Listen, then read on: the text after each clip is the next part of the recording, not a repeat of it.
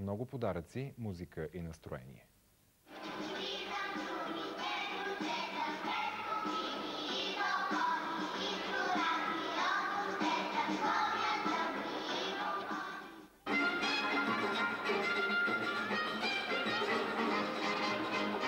Истинска коледна фиеста посрещна децата в София-ленд. От ръководството на дома разказаха, че до момента мълчуганите са стигали само до предверието. И този път при влизане в така мечтания увеселителен парк, те попитаха дали ще ни пуснат. На Коледа става чудеса. И те връхлетяха с пълна сила върху малките хора с големи очи.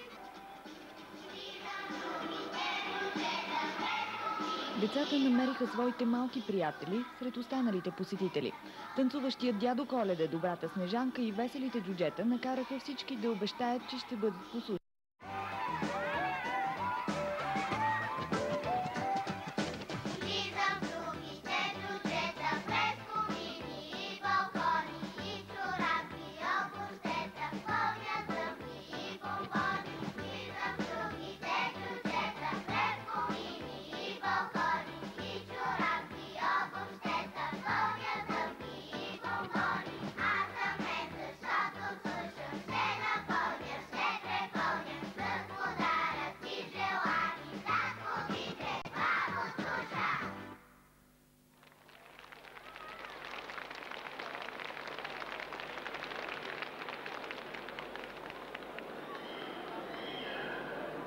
Докато пееш, ти растеш.